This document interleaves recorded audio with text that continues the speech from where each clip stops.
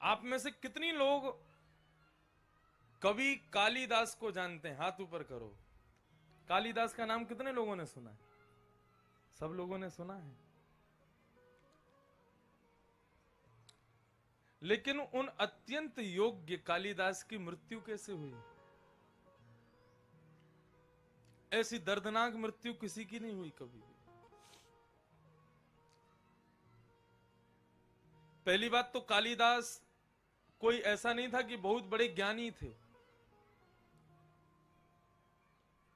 वो तो एक बहुत विशिष्ट, एक योग्य, एक लड़की थी जिसको बहुत ज्ञान था। बड़े बड़े ब्राह्मण विद्वानों को हरा देती थी अपने शास्त्रार्थ में। और तब उसने ये घोषणा कर दी कि मुझको शास्त्रार्थ में जो हरा देगा मैं उसी से ब्याह कर लूंगी।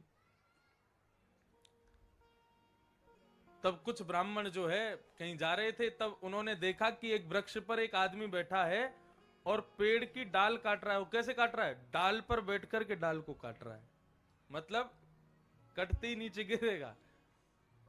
ब्राह्मणों ने विचार किया, वाह कितना बड़ा योग्य पुरुष दिखाया आज हमको।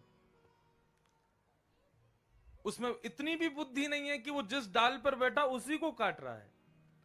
सब लोग विचार करने लगे, बोले ये जो ब्राह्मणी है उस नगर की, हमको बहुत हराती है। यदि उसका ब्याह इससे हो जाए तो हमारा बदला हो जाएगा। उसको नीचे बुलाया। उनका नाम कुछ और था पहले, ये कालिदास ही थे। उसको बोला तेरे को ब्याह करना है? बोले हाँ करना है। तो बोले चल हम तेरे को लेके चल रहे हैं, बस हमारे इशारे देखता रहियो और तेरा ब्याह हम करा दें एक कन्या से जाके।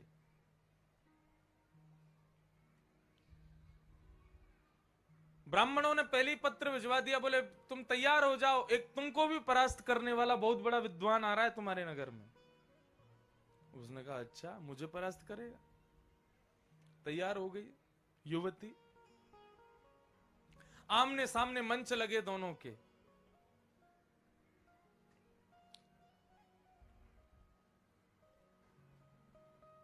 और मंच में जैसे ही बैठे हैं दोनों, तो बोले कि हमारे जो महाराज जी हैं, ब्राह्मण बोले सब कालिदास को देख के, बोले हमारे महाराज जी जो हैं वो निर्वाक रूप से शास्त्रार्थ करते हैं, मतलब बोलेंगे नहीं, बिना बोले इशारों से ही शास्त्रार्थ करेंगे। और बोले उनके शास्त्रार्थ का भावार्थ हम लोग करेंगे, वो जो भी आकृति बनाएंगे वो हम बता दिया करेंगे, ये कह रहे हैं ये। ब्राह्मण बोले अच्छा तो ठीक है, ये अपने अंग प्रत्यंगियों से शास्त्रार्थ करें, मैं भी अपने अंगों से ही करूंगी, मैं भी बोलूंगी ही नहीं। वो ठीक है शुरू करो। तो उस ब्राह्मणी ने इशारा किया, एक उंगली दिखाई। अब जैसी उसने एक दिखाई तो अब ये था तो बुद्धिहीन तो था ही, तो पीछे से ब्राह्मण बोले एक उंगली दिखा रही है तुझको, तू दो दिखा। उसने कहा दो। अब जैसी दो दिखाए तो वो ब्राह्मणी बोली क्या कह रहे हैं ये? बोले तुमने क्या कहा? बोले मैंने तो कहा एको ब्रह्म द्वितीयो नास्ति, एक ही ब्रह्म है दूसरा नहीं है। तब ये क्या उत्तर दे रहे हैं? बोले ये कह रहे हैं कि भगवान दो ही हैं। बोले कौन? बोले ईश्वर सर्वभूतानां हृदय सेर्जुन तिष्ठति, एक तो बनाने वाले एक बनने वाले, दो ईश्वर हैं। ताली बजाने लगे ब्राह्मण, बोले जीत गया जीत गया, हमारा जीत गया। उसने तीन उंगली दिखाई। अब जैसे ही उसने तीन उंगली दिखाई तो जो सामने ब्राह्मण खड़ा था उसने चार दिखाई। बोले अब ये क्या कह रहे हैं? बोले आपने कहा कि ये संसार त्रिगुणातीत है, लेकिन इस त्रिगुणातीत संसार को जानने के लिए चार वेद हैं, ये कह रहे हैं। ताली बजाने लगे, जीत गया, ये जीत गया। उसने पांच उंगलियां दिखाई सामने से, पांच उंगलियां दिखाई तो इसने पांच उंगलियों की एक मुट्ठी बना करके जोर से मारा। बोले ये क्या कह रहे हैं? बोले पहले तुम बताओ कि तुम क्या कह रही हो। बोले कि तुम ये कह रही हैं कि मनुष्य के शरीर को चलाने वाली पंच ज्ञान इंद्रियां होती हैं। तो बोले ये क्या उत्तर दे रहे हैं? बोले ये उत्तर दे रहे हैं पंच ज्ञान इंद्रियों को अपने वश में रखो, नहीं तो फंसा देंगी तुमको। ताली बजाने लगे, जीत गया जीत गया जीत गया, अब ब्याह करो इससे। ब्राह्मणी बोली अब तो करना पड़ेगा, और उसने चरणों में प्रणाम करते हुए माला पहनाई और उसके साथ में ब्याह कर लिया। ब्याह हो गया। अब ब्याह के बाद में कालिदास जी के साथ में अभी भी नाम उनका कालिदास नहीं पड़ा। घर पर आ गए, एक साथ दोनों रहने लगे। सब लोग इधर देखो, वंदे मातरम चल रहा है वहां पे।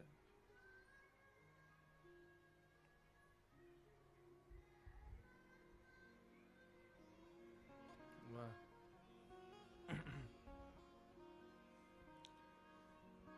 इसमें तो खड़े नहीं होते ना, हैं?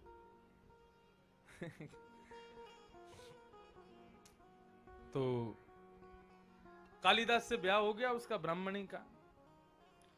अब ब्राह्मणी घर ले आई कालिदास को, अब अपने घर पे रहने लगी। बोली मेरा इतना बड़े विद्वान के साथ ब्याह हुआ, बताओ बिना बोले मुझे शास्त्रार्थ में हरा दिया।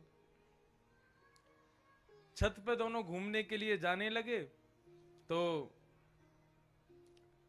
जैसे ही वो युवती छत की ओर बढ़ने लगी तो पीछे से कालिदास को थोड़ी जल्दी हुई, तो उन्होंने संस्कृत का एक शब्द बोला, सर्प सर्प सर्प। सर्प मतलब जल्दी करो जल्दी करो जल्दी करो। लेकिन कोई योग्य संस्कृत का विद्वान सर्प शब्द का प्रयोग नहीं करता।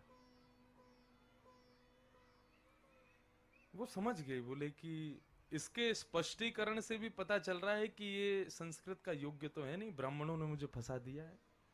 और एक दो वार्तालाप उन दोनों के बीच में हुई तो वो समझ गए, ओ हो ये तो किसी मुझसे बदला लेने के लिए इन लोगों ने मूर्ख से ब्याह करा दिया मेरा। तो उस युवती ने ऊपर छत से धक्का दे दिया कालिदास को। अब वो जैसे ही नीचे गिरे तो नीचे था काली मैया का मंदिर, और काली मैया के मंदिर के सामने कालिदास गिरे और उनकी जीभ का अग्रभाग उनके दोनों दांतों के बीच में कट गया, और वो कट करके काली के चरणों में गिर गया। काली मैया प्रकट हो गई, और प्रकट होकर के उन्होंने हाथ फेरा, संपूर्ण ज्ञान कालिदास को हो गया। तब उनका नाम पड़ा कालिदास। और इतने विद्वान इतने विद्वान इतने विद्वान हो गए कि उनको ऐसा बोध कि किसी किताब को देख लें, बस किताब एक बार देखने की आवश्यकता पूरी कंठस्थ हो जाती थी। इतना बोध उनको हो गया काली मैया की कृपा से। बड़ी बड़ी टीकाएं, बड़ी बड़ी किताबें लिखी उन्होंने, लेकिन अंत बहुत खराब हुआ है कालिदास का।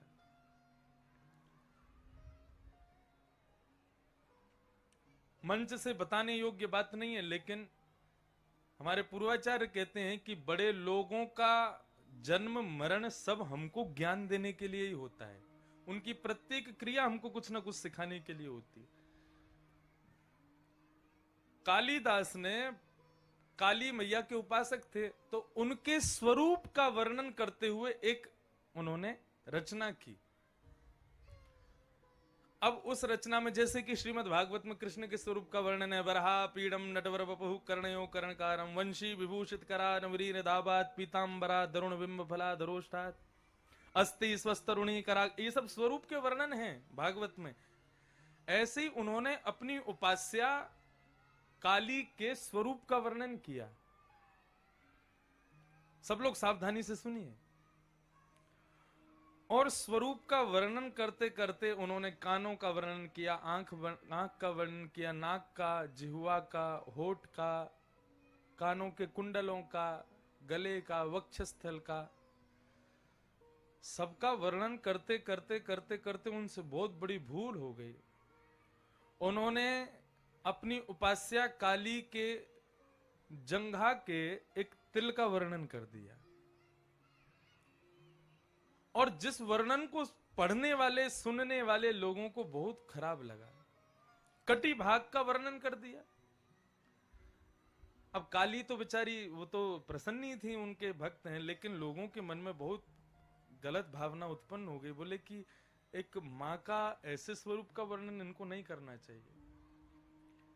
और पूरा संसार उनसे ऐसा रुष्ट हुआ कि फिर ना चाहते हुए भी सबकी रुष्टता के कारण, विद्वानों की रुष्टता के कारण कालिदास को कोढ़ हो गया पूरे शरीर में। मां के पास जाकर के खूब क्षमा याचना भी की। काली माता बोली अब बेटा जो हुआ सो हुआ, अब तुम ये इसको कोई बदल नहीं सकता, अपराध तो तुमसे हुआ है। वहां पर ये बात वर्णन करते हैं कालिदास की, ये विश्वास कर लीजिए, ये लिख लीजिएगा अपनी डायरी में, नोटबुक में, अपने जीवन चरित्र में, आप कितने भी बड़े बन जाओ, अपराध आपसे उतने ही बड़े बनेंगे बड़े होने के बाद। इसलिए जब आप बड़े बन जाओ तो बहुत संभाल करके रहिएगा खुद को, क्योंकि फिर आपका छोटा अपराध भी छोटा नहीं रहेगा, बहुत बड़ा बनेगा वो। और कालिदास का अपराध इतना बढ़ता चला गया कि जिस राजा के यहां पर काली रहते थे कालिदास, और राजा उनका शिष्य चेला, उस राजा ने भी उनको अपने देश से निकाल दिया, जाओ हमारा देश छोड़ दो। कालिदास दूसरे देश में जाकर के रहने लगे। अब रचनाएं करनी बंद कर दी उन्होंने। बहुत वर्ष बीत गए, कालिदास लौट के नहीं आए। तो एक दिन जिस राजा के यहाँ कालिदास रहते थे, उस राजा के मन में बड़ी व्याकुलता हुई, अपने गुरु का स्मरण हुआ और बोले, गुरु के इतने से अपराध के कारण मैंने उनको देश से निकाल दिया, मैं अपने गुरु को वापस बुलाना चाहता हूं। खूब खोजा, खूब ढूंढा, लेकिन कालिदास नहीं मिले। तब राजा ने क्या किया, मुझे श्लोक स्मरण में नहीं है, उन्होंने एक श्लोक लिखा, और एक पूरा श्लोक नहीं, आधा श्लोक लिखा और नीचे लिख दिया, जो भी इस श्लोक को पूर्ण करेगा उसको राजा अपनी तरफ से एक उपहार देंगे। उसको, राजा को पता था ये कालिदास के अलावा इसको कोई पूरा नहीं कर सकता। श्लोक क्या था? श्लोक ये था, सोने में सुहागा, ये शब्द केवल सुना गया है, कभी देखा नहीं गया। या कमल से कमल उत्पन्न होना, ये बात भी केवल सुनी गई है, लेकिन देखने को कभी नहीं मिली कि कमल में से कोई कमल उत्पन्न हो गया हो। तो राजा ने ये श्लोक लिखा, कमल से कमल उत्पन्न होना, ये बात केवल सुनी गई है, देखी कभी नहीं गई। आधा श्लोक लिखा। अब पूरा श्लोक ये लिखना था कि भाई कमल से कमल उत्पन्न होता कैसे है, इसको पूर्ण करो। समझ रहे हैं ना बात को? ये श्लोक लिख करके राजा ने टांग दिया, बोले जो पूरा करेगा उसको मैं अपनी तरफ से एक तोहफा दूंगा, और ये भी कह दिया आधा राज्य दे दूंगा अपना। वो जानते थे कालिदास के अलावा कोई पूरा कर ही नहीं सकता इसको। तो एक परदेश की, विदेश की एक वैश्या भ्रमण करती हुई उस नगर में आई, और नगर में भ्रमण करते हुए उसने वो श्लोक लिखा हुआ आधा श्लोक देखा, और वो श्लोक पढ़ करके समझ गई। बोले कि ये श्लोक तो राजा ने लिखा और कालिदास की प्राप्ति के लिए लिखा, और कालिदास मेरे ही शहर में रहते हैं, मेरे ही नगर में रहते हैं, मैंने ऐसा सुना है। तो वहां से वो श्लोक चोरी करके वो वैश्या ले गई, और उसने अपने घर के बाहर उस श्लोक को लिख दिया आधा। और आधा श्लोक लिखने के बाद में उसने अपना चेहरा बना दिया बाहर, अपने चेहरे की आकृति बनवाई। और एक दिन वही हुआ, कालिदास जी भ्रमण करते हुए उस वैश्या के घर के बाहर से जैसे ही निकले, तो कालिदास की नजर पड़ी उस श्लोक के ऊपर, और श्लोक उन्होंने देखा। बोले कमल से कमल उत्पन्न होता है, ये सुना गया है, देखा कभी नहीं गया। आगे का श्लोक पूर्ण कीजिए। कालिदास ने वो श्लोक देखा, और देखा श्लोक के बाद में वैश्या का चित्र बना हुआ, और वैश्या इतनी सुंदर की क्या बताएं। कालिदास बोले अच्छा। तुरंत उन्होंने सिड्डी लगाई, और सिड्डी लगा करके ऊपर लेके चढ़ गए, और उन्होंने श्लोक पूर्ण किया, और उसमें लिखा, आपके कमल जैसे मुखार बिंद पर, मतलब वैश्या के मुखमंडल को देख के बोले, आपके कमल जैसे मुखार बिंद पर दो कमल रूपी नयन विद्यमान हैं, यही तो कमल से कमल उत्पन्न हुआ है। आप कहते सुना गया, मैंने तो आज देख भी लिया, आपके कमल रूपी मुखार बिंद पर दो कमल नयन विराज रहे हैं। या फिर उन्होंने ऐसा कहा हो कि भगवान के श्री कमल मुख पर दो कमल नयन विराजते हैं, ये कमल से कमल उत्पन्न होना ही तो है। अब ये लिख दिया कालिदास ने। अब जैसे ये लिखा तो किसी ने जाके वैश्या को बताया, बोले तुम्हारा श्लोक पूरा कर रहा है एक व्यक्ति। वैश्या समझ गई कालिदास ही है। वैश्या बाहर आई, आकर के देखा तो लिख रहे थे। उसने चरणों में प्रणाम किया, बोले महाराज आपकी दिव्यता, आपकी प्रबलता, आपकी विद्वत्ता को प्रणाम करते हैं। कालिदास बोले जी आप आएंगे थोड़ा घर में विराजेंगे हमारे? कालिदास बोले मुझे कहीं जाना है। बोले नहीं, 2 मिनट विराजिए, मेरा जीव घर धन्य हो जाएगा आप पधारेंगे तो। कालिदास घर में गए, वैश्या ने घर अंदर से बंद किया और उनके हाथ पांव बांध करके गला घोट करके उनको मार दिया। कालिदास की मृत्यु। और मार करके अपने घर के पीछे नदी में फेंक दिया उनके शव को। शव भी नहीं मिला किसी को। ऐसी मृत्यु हुई महाकवि कालिदास की। वैश्या ने जाकर के वो पूर्ण श्लोक राजा को दे दिया। बोले आपने आधा श्लोक लिखा, मैंने पूरा कर दिया। राजा ने जैसे ही वो श्लोक देखा, वो समझ गए, बोले ये तो कालिदास की कृति है। वैश्या को बंदी बनवा लिया। बोले सत्य बताओ किसने लिखा है श्लोक? वैश्या ने फिर बहुत उत्पीड़ना की तो उसने बता दिया, बोले कि कालिदास ने लिखा। बोले कालिदास मेरे गुरुदेव कहां हैं? बोले उनको मैंने मार दिया।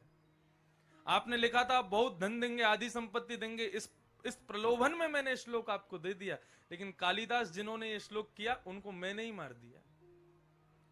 राजा व्यथित दुखित गिर पड़ा शरीर से। एक संत के पास गया और रुदन करने लगा। बोले इतना बड़ा कवि, काली की इतनी बड़ी कृपा उसके ऊपर, पूरे विश्व में प्रसिद्ध, एक अपराध करने की वजह से कोढ़ हो गया, लेकिन मृत्यु तो कम से कम अच्छी होती। एक नगर वैश्या, उसके हाथों से मरना पड़ा कालिदास को। प्रभु ये कौन से जन्म के कृत्य का प्रारब्ध भोगा है कालिदास ने? तो उस संत ने जो उत्तर दिया वो सुनने योग्य है। संत क्या कहते हैं? बोले राजन, कालिदास ने इसी जन्म के एक दुष्कृत्य का परिणाम भोगा है। बोले क्या? बोले उसने एक अयोग्य वैश्या को ज्ञान प्रदान कर दिया, उसके कारण उसकी मृत्यु इतनी दयनीय हुई। कौन सा ज्ञान? आधा श्लोक था ना, पूरा करके वैश्या को दे दिया। किसी श्रेष्ठ योग्य व्यक्ति को देता तो कालिदास की ऐसी गति नहीं होती, लेकिन एक अयोग्य वैश्या को दिया, इसलिए कालिदास की ऐसी मृत्यु हुई। इसलिए दान बहुत सोच समझ के करना चाहिए। आप अपनी किसी भी वस्तु का दान दो, सद्विचार का दान दो, सद्भाव का दान दो, सद्गुणों का दान दो, और कुछ भी नहीं है आपके पास तो धन का भी दान यदि करो तो किसी योग्य को ही करना, अयोग्य को नहीं करना। अयोग्य को दान देने से आपने देखा कालिदास की क्या गति हुई। और श्रीमद् भागवत में राजा नृण की कथा आती है, एकादश स्कंद में, नहीं 10वें स्कंद में ही है। वहां पर राजा नृण से एक बहुत बड़ी भूल हो जाती है दान के विषय में, तो उसको कृकलाश्य, गिरगिट बनना पड़ता है। इसलिए योग्य वस्तु का दान किसी योग्य पात्र को ही दीजिएगा, अयोग्य को मत दीजिएगा। नहीं तो अयोग्य वैश्या को दान देकर के कालिदास ने अपनी मृत्यु को भी श्रेष्ठ नहीं बना पाए वे। तन पवित्र कर दान, तन की पवित्रता दान में है, लेकिन ऐसा नहीं है कि फिर किसी को भी दो, कुछ भी नहीं। मैंने पहले दिन भी आप लोगों से कहा, शायद कल परसों ही कहा, कि धन है वो, लक्ष्मी है वो ऐसे स्थान पर जानी चाहिए जहां उसकी वास्तविकता में उसका प्रयोजन है, उसकी आवश्यकता है। जहां अनावश्यक धन पहुंचता है आपका, और उस अनावश्यक धन का यदि दुरुपयोग किया जाता है तो दुरुपयोग का फल भोगने वाले को नहीं, देने वाले को मिलेगा।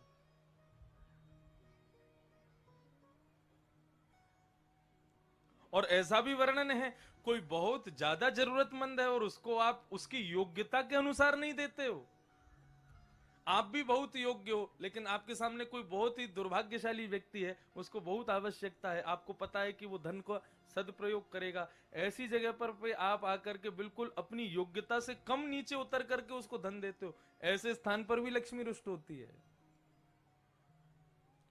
तो ये दान का विषय, इस पर तो कम से कम 3-4 दिन प्रवचन होने चाहिए। आजकल मानव भूल चुका है दान कहां करना चाहिए। और सबसे बड़ी बात मैं कह दूं, इस बात को कोई संकोच ना करूं, आजकल सबसे ज्यादा दान लेने का जो स्थान बन गया वो है भागवत का मंच।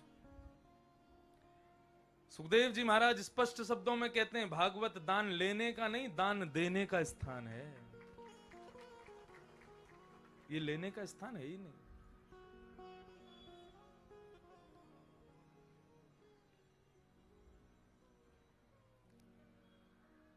सुखदेव जी ने परीक्षित से कभी भी नहीं कहा होगा तुम मेरा तिलक करो, मुझे इतना दो, मुझे ये दो, मुझे वो करो, ये करो।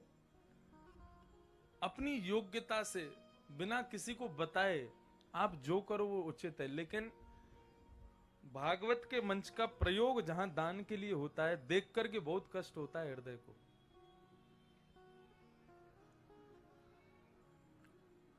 तो तन पवित्र कर दान, तन की पवित्रता दान में है, लेकिन दान के लिए पहले योग्यता ढूंढिए, योग्य पात्र ढूंढिए, तभी दान कीजिए, नहीं तो मत कीजिए।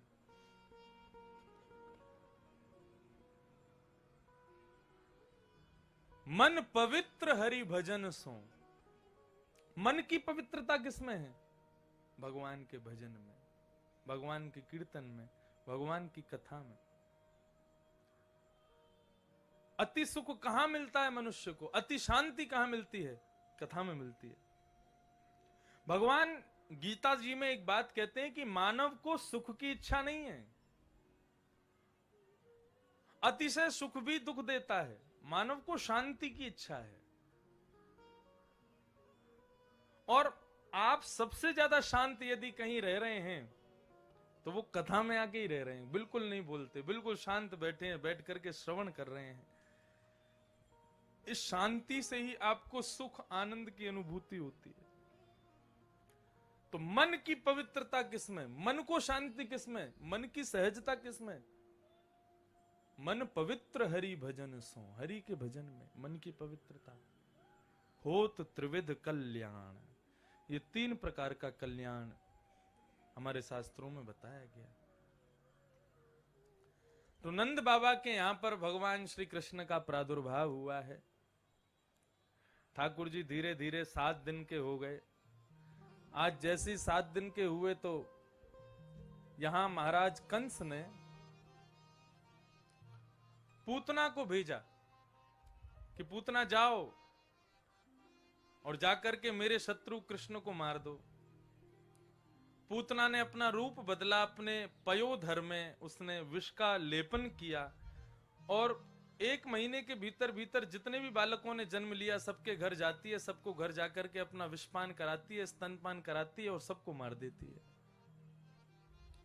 बंधुओं, आज कुछ नई बात बताएंगे आपको पूतना के सुंदर प्रसंग में, सावधानी से सुनिएगा।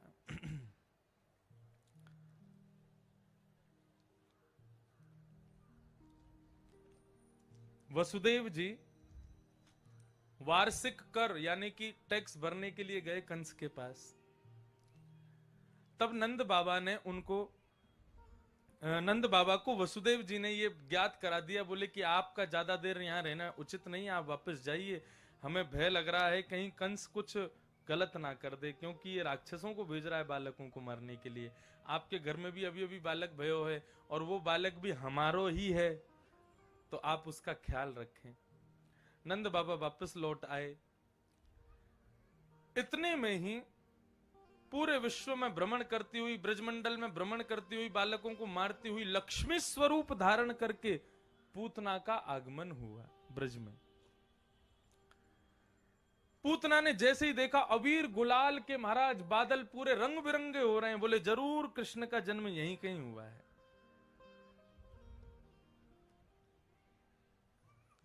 जैसे ही आई है तो श्रीमद् भागवत में वर्णन लिखा है कि पूतना के स्वरूप को देख करके सब लोग उसके स्वरूप पर मोहित हो गए। जितने भी ग्वाल बाल, जितने भी ब्रजवासी वहां नंद घर आनंद भयो, जय कन्हैया लाल की, हाथी दीने घोड़ा दीने और दीने पालती। 6 महीने तक ठाकुर जी का जन्मोत्सव मनता रहा था ब्रज में।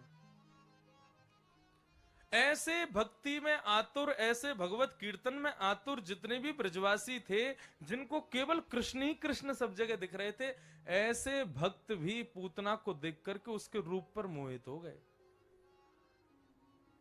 कई ब्रजवासी तो मन में विचार करने लगे, अरे भैया देखियो कैसी गजगामनी, कैसी सुंदर है, हमारो ब्याह है जाए आते।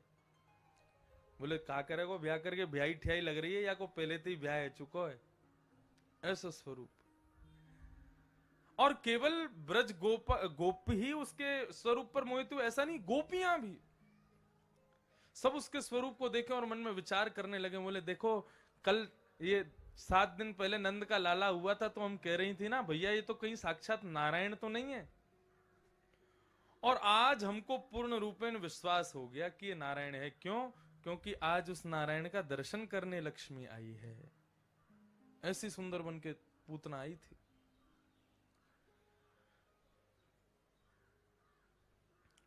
गोप गोपांगनाएं मोहित हो गए, चलो ठीक है। लेकिन जैसे ही पूतना ने नंद भवन में प्रवेश किया, तो नंद भवन में बैठी हुई यशोदा मैया ने जैसे ही पूतना के मुखार बिंद को देखा है, पूतना के मुखार बिंद को देख करके यशोदा के मन में भी भाव आ गया, अरे विधाता, कितना समय लेकर के ऐसे सुंदर स्वरूप को बनाया तेने। विधाता थोड़ी कृपा कर दे तो या तो हमारो लाला थोड़ी कछु दिना पहले है जातो, या ये कछु दिना बाद है जाती, तो यही तो ब्याह कराती अपने लाला को। कितनी सुंदर है। अब देखो ये पूतना कौन है? ये माया। इस संसार की जितनी भी मायाएं हैं, माया किसको कहते हैं? जिसमें हमारा मन अचानक से आ जाए उसी को माया कहते हैं। अब भले ही वो सौंदर्य हो, भले ही वो कुछ खाने की वस्तु हो, भले ही वो कुछ ऐशो आराम की गाड़ी हो, घर हो, फ्लैट हो, कुछ भी हो, जिस पर सहज भाव ही हमारा मन पहली दृष्टि देखते ही आ जाए उसी को माया कहते हैं। और ये माया इतनी शक्तिशाली है, माया इतनी बलवान है कि भगवान को जन्म देने वाली, भगवान का पालन पोषण करने वाली भगवान की मां यशोदा भी उस पर आसक्त हो गई। तो हम कैसे बच जाएंगे उस माया से? बहुत सावधानी से सुनिए, ये एक भक्त के लिए बहुत श्रेष्ठ बात है पूतना का चरित्र। माया कितने भी रूप धारण करके आ सकती है आपको मोहित करने के लिए। तो यहां पर परीक्षित जी से सुखदेव जी कह रहे हैं, जब भगवान को जन्म देने वाली मां माया पे मोहित हो सकती है, तो हम नहीं होंगे? हम भी हो सकते हैं।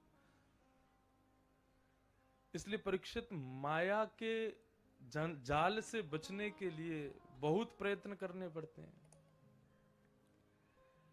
पूतना पर भगवान की मां मोहित हो गई यशोदा जी, और यशोदा जी मोहित हो गई। उसको देख के बोली, अरे बहना कहां से आई हो? बोले मैं मिश्रानी हूं। मिश्रा जी तो दर्शन कर गए, मैंने सोची कि मैं क्यों पीछे रहूं, तो मैं भी लाला को आशीर्वाद देवे आई हूं। आओ आओ, हाँ हाँ तुम्हारो ही तो लाला है। तुम्हारी कोई छोटी छोरी है कि ना है? बोले ना अभी तो ना है। बोले जब है जाए तो हमको जरूर बताइए, क्योंकि वो भी तुम्हारे समान सुंदर होगी, तो देखेंगे लाला को ब्याह करा देंगे। मैया बोली, या की छोरी ते ब्याह करा रहे हो?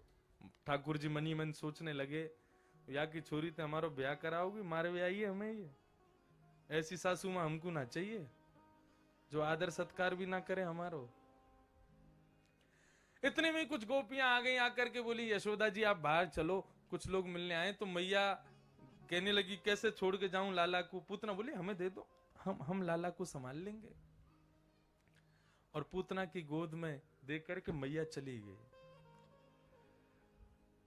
अब देखो, पूतना को देखते ही जिस पर सब मोहित हो रहे थे, उस पर ईश्वर मोहित नहीं हुआ। तुरंत अपने नेत्र बंद कर लिए। ठाकुर जी ने अपना हाथ रख लिया अपनी आंखों पर। क्यों हाथ रख लिया? बहुत सुंदर बात। इसके कई भाव बताए गए, लेकिन एक भाव यह बताया कि भगवान की चक्षु जो हैं दोनों, इनमें सूर्य और चंद्र का निवास है। इसीलिए कहते हैं कि भगवत दृष्टि जिस पर पड़ जाए, भगवान देख भर लें, उनके देख भरने मात्र से मुक्ति निश्चित है, वैकुंठ निश्चित है। उनकी दृष्टि पड़ जाए बस हम पर। सूर्य और चंद्र ये विचार करने लगे, बोले देखो भगवान तो इसको कौन सी गति देंगे? इसको वो गति देंगे जो मां यशोदा को कभी मिलेगी आगे चल के, लेकिन हम ऐसा कदापि होने नहीं देंगे। तो मानो सूर्य चंद्र ने विचार कर लिया कि हम ऐसा होने नहीं देंगे, इसकी मुक्ति होने नहीं देंगे। तो सूर्य चंद्र के भाव से दोनों ने ही अपनी आंखों पर हाथ रख लिया। और देखो इनमें जो सूर्य है ना, ये कौन है? ये ठाकुर जी के ससुर जी हैं भगवान के। क्यों? सूर्य की पुत्री यमुना, और यमुना भगवान की पत्नी है। तो सूर्य भगवान के ससुर जी हैं कि नहीं? तो सूर्य ने मन में विचार किया, बोले हमारे जामाता को मारने आई है ये, हमारे दामाद को मारने आई है ये, बोले हमारी बेटी के सुहाग का हरण करने आई है ये, ऐसी को तो मारेंगे तो सही भगवान, लेकिन उसको देख करके इसका कल्याण नहीं होने देंगे। मैंने एक दिन कथा में कल या परसों ही शायद ये प्रसंग सुनाया होगा कि वो राम सीता जी का दुराग्रह करने वाला वो व्यक्ति, उसको वैकुंठ ने भी प्रवेश नहीं दिया। बंधुओं, भगवान हम पर कृपा कर दें तो ही वैकुंठ मिलेगा। यदि हमसे इतना भी अपराध हो गया तो ये सब देवी देवता खड़े रहते हैं वैकुंठ के बाहर, उस अपराध के कारण वैकुंठ में प्रवेश नहीं करने देते हैं। वैकुंठ ऐसे थोड़ी प्रवेश करा देगा। तो पूतना का उद्धार तो ठाकुर जी करेंगे, लेकिन हम इसको देखने नहीं देंगे। यदि ठाकुर जी ने अपने नेत्रों से देख लिया तो इसको वैकुंठ मिलेगा, हम इसको वैकुंठ जाने नहीं देंगे। इसलिए ठाकुर जी के दोनों नेत्रों ने अपने आप को बंद कर लिया। एक भाव ऐसा बताया जाता है कि नेत्रों की भी प्रजाति होती है। नजर से नजर ने मुलाकात कर ली, रहे दोनों खामोश और बात कर ली। कई जगह देखने को मिलता है, आंखें आंख में ही बात हो जाती हैं। तो नेत्रों की भी प्रजातियां होती हैं। आंखों का कम खुलना, आंखों का ज्यादा खुलना, मटकना और चलना, ये सब बता देता है सामने वाले के मन में क्या चल रहा है। नेत्र नेत्र की भाषा समझते हैं क्योंकि इनकी प्रजाति एक ही है। तब ठाकुर जी के नेत्रों ने मन में विचार किया कि हम ऐसे नेत्रों को नहीं देखेंगे जो नेत्र अपने भीतर कायरता भर के हमारे स्वामी को मारने आए हैं। अपने नेत्र रूपी प्रजाति पर धिक्कार करते हुए बोले, धिक्कार है तुम नेत्रों को देखने पर। तो ठाकुर जी के नेत्रों ने अपने आप को बंद कर लिया, हम देखेंगे ही नहीं तुमको। और तीसरा बड़ा सुंदर और बड़ा अच्छा भाव जो मुझे बहुत अच्छा लगता है, आज देखो कितनी आवाज आ रही है इनकी कौओं की। पता है क्यों? क्योंकि अभी ठाकुर जी कुछ देर बाद में वो खाएंगे ना रोटी, तो ये लेके भाग जाएंगे वहां पे। अपने आप को पॉजिटिव बना के रखो। अब लाला को जन्म भयो, रोटी वोटी खाएंगे तो कौआ ले जाएगा, फिर ठाकुर जी कहेंगे मुझको तो वही रोटी चाहिए जो ये लेके गए हुए, इसलिए कौए घूम रहे हैं ऊपर। तीसरा भाव मुझे बहुत अच्छा लगता है, जो ठाकुर जी ने नेत्रबंद क्यों किए। देखो, पूतना को पूतना किसने बनाया? भगवान ने बनाया। पूतना को राक्षसी किसने बनाया? भगवान ने बनाया। पूतना को जो भी उसके क्रियाएं हैं, जो भी उसका व्यवहार है, जो भी उसका स्वभाव है, सब पूर्व नियुक्त ठाकुर जी ने तैयार किए। भगवान मन में विचार कर रहे हैं कि तुझे राक्षसी मैंने बनाया, तुझे राक्षस कुल में जन्म मैंने दिया, तेरा निर्माण मैंने किया, और आज जब मेरे सामने आई है तो तू उस रूप में नहीं आई जिस रूप में मैंने तुझे बनाया। तू रूप बदल के आई है अपना। सावधान तय श्रृणु, बहुत सावधानी से सुनिएगा। हमको किसने बनाया? भगवान ने बनाया। हमें स्वरूप, हमें कुल, खानदान, प्रजाति, जो कुछ भी सब भगवान ने नियुक्त करके हमको भेजा। तो भगवान क्या कहते हैं? तुम्हारा जो भी स्वरूप है, तुम्हारे जो भी गुण हैं, तुम्हारा जो भी पदवी है, वो संसार के लिए रखो, लेकिन जब मेरे सामने आओ तो जैसा मैंने तुमको सृष्टि में भेजा, सृष्टि में जब हम आए तब हम कैसे थे? मदालसा कहती है, शुद्धोषि मुक्तोषि निरंजनोषि संसार मायाम परिवर्जितोषि संसार मायाम परित्यज्य निद्रा मदालसा वाच्य उवाक बालम। मदालसा क्या कह रही है? बोले एक छोटा सा बालक अत्यंत शुद्ध होता है, दूषित नहीं होता है, मुक्त होता है, वो किसी बंधन में नहीं है। उसको माँ गोद में ले ले, पिता गोद में ले ले, कोई बाहर का गोद में ले ले, कोई भी गोद में ले ले, वो कहीं रोएगा नहीं, सबके पास चला जाता है, मुक्त है, किसी में बंधा हुआ नहीं है। निरंजनोसी, निरंजन है वो। उसको कोई माला पहना दे तो उसको खुशी नहीं होगी, और कोई उसको पैदा होती गाली देने लग जाए तो उसको दुख भी नहीं होगा। संसार मायाम परिवर्जितोसी, जन्म लेते ही ऑटो में लेकर के घर जाओगे तो उसको दुख नहीं होगा, और मर्सिडीज में लेके जाओगे तो उसको खुशी भी नहीं होगी। वो संसार की माया से परे है। जन्म लेते ही झोंपड़पट्टी में आया है, इसको देख करके भी उसको कोई दुख नहीं होगा, और बहुत बड़े महल में आया है, उसको देख करके भी रोना बंद नहीं करेगा। वो संसार की माया से परे है। एक छोटा सा बालक, उसके अंदर किसी भी, वो सबसे अत्यंत शुद्ध होता है। श्री शंकराचार्य भगवान कहते हैं कि बालक को जन्म लेते ही माता पिता को क्या करना चाहिए? बोले उसके चरणों को सिर से लगाना चाहिए। क्यों? बोले वो भगवान के पास से आया है और 9 महीना इतनी भयंकर तपस्या अपनी मां के गर्भ में करके आया है, ऐसे बालक के तो चरण छूने चाहिए। जब तक वो तुमको पहचान नहीं जाता तब तक उस बालक को ही कृष्ण स्वरूप मान के उसका वंदन करते रहो। उस क्रिया से भी बालक में बहुत गुण आएंगे, ऐसा शंकराचार्य भगवान कहीं वर्णन करते हैं। बालक अत्यंत शुद्ध होता है। भगवान कहते हैं जिस प्रकार वो छोटा सा बालक होता है वैसे बनकर के मेरे सामने आया करो। शुद्ध, मुक्त, निरंजन, संसार की माया का कोई अपने अंदर कोई गुमान नहीं। तुम जैसे हो वैसे मेरे पास आओ। मैं वक्ता हूं, आप सब लोग मेरे को प्रणाम करते हो, माला पहनाते हो, और ना मना करने के बाद भी पैर छू ही लेते हो। लेकिन इन सब चीजों में छूट आपके लिए है, आप कर सकते हो, आप मुझे प्रणाम करो, माला पहनाओ। लेकिन मैं घर बैठी अपनी माँ जिन्होंने मुझे जन्म दिया उनसे कहूं चलो मेरे पांव छुओ, माला पहनाओ, मुझे देख के हाथ जोड़ा करो, प्रणाम किया करो, उस मां को उससे ज्यादा कष्ट कभी नहीं होगा। अरे तू व्यास होगा दुनिया के लिए, मेरे लिए थोड़े ही है। मेरे लिए तो सदैव पुत्र ही रहेगा। और मैं खूब स्वच्छंद भाव से अपनी कथाओं में कहता हूं, हमारी कथा सब समझ लेते हैं, हमारी माता को कभी समझ नहीं आती। क्यों? क्योंकि जब तक श्रद्धावान लभते ज्ञानम, जब तक सुनाने वाले के प्रति श्रद्धा नहीं होगी, उसके प्रति आश्रय का भाव नहीं आएगा, उसके प्रति जब तक झुकोगे नहीं तब तक उसकी बात समझ नहीं आएगी। और मां पुत्र के प्रति कभी ऐसी नहीं हो सकती। वो कथा में यही देखती रहेंगी, तेरे बाल ऐसे आ रहे थे, चोटी खुल रही थी, कपड़े ऐसे पहने थे, ये ऐसे बैठा था, और माला यूं डाल दी थी, और तेरी आवाज कभी तेज आ रही थी, कम आ रही थी, और आज तेरे गाल मोटे लग रहे थे। वो ये गुण, मैं मां कहा क्या वो सुना कि नहीं? वो मुंह को पल्ले ना पड़े, वो सुन ही नहीं सकती। क्यों? क्योंकि उनकी माया, माया नहीं कहूंगा, ममता, उनका जो ममत्व है मेरे प्रति, वो मेरे स्वरूप को ढक देता है उनके आगे। वो उस समय भी यही विचार करती होंगी, छोटा सा है, इसको हमने चलना सिखाया, बोलना सिखाया, नहाना सिखाया, धोना सिखाया, बैठना सिखाया, स्कूल जाती थी हम ही तैयार करते थे, आज हमारे सामने ब्यास बनना है ये। उनको यही भाव आता होगा।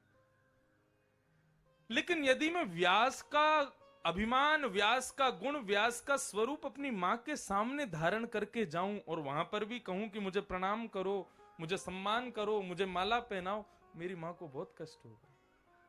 ठीक उसी प्रकार ईश्वर त्वमेव माता च पिता त्वमेव, वो मां भी है, वो पिता भी है।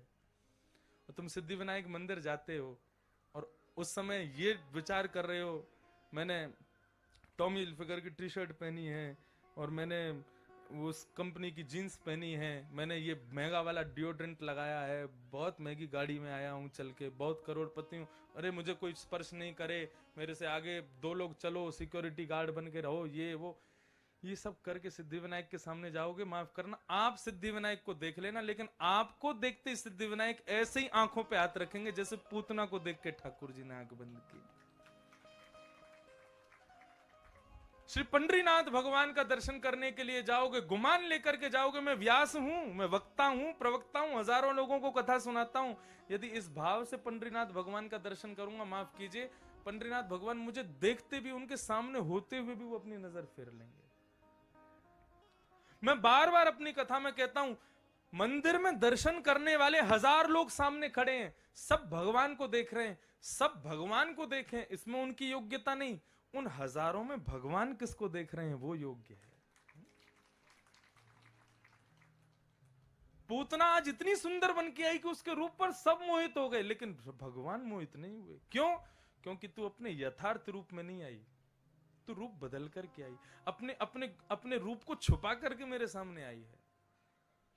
तुम जैसे हो वैसे मेरे सामने आ जाओ, मैं स्वीकार करूंगा, मैं अंगीकार करूंगा, मुझसे क्या छुपाना। अष्टावक्र, उसका शरीर 8 जगह से टेढ़ा था, लेकिन बहुत विद्वान था। जब वो चलता था तो उसके पांव ऐसे चलते थे जैसे मानो एक स्प्रिंग उछल रही हो, और उसको देख के सब हंसते थे। लेकिन एक बार एक राजा की सभा में गया तो वहां बैठे सब लोग उसको देख के हंस गए, उसके चलने की आकृति को देख के। बहुत विद्वान था। तो राजा के सिंहासन पर बैठ करके उसने देखा सब हंस रहे हैं, तुरंत मुस्कुराया और उठ करके वहां से चले गए अष्टावक्र जी।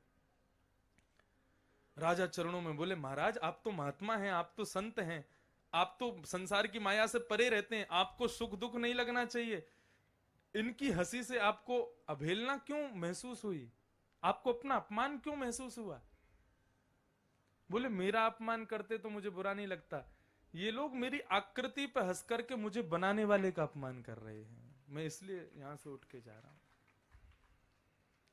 मेरा स्वरूप है ऐसा, मेरा रूप है ऐसा, इसमें मेरी कोई गलती नहीं है। मेरे ठाकुर ने तुम सबको एक जैसा बनाया, लेकिन मुझे कुछ विशेष बनाया, इसका मतलब मुझे बनाने में समय दिया उन्होंने।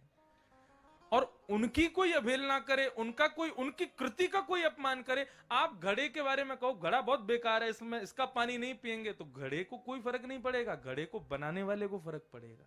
बोले मैंने बनाया, इसमें कमी है।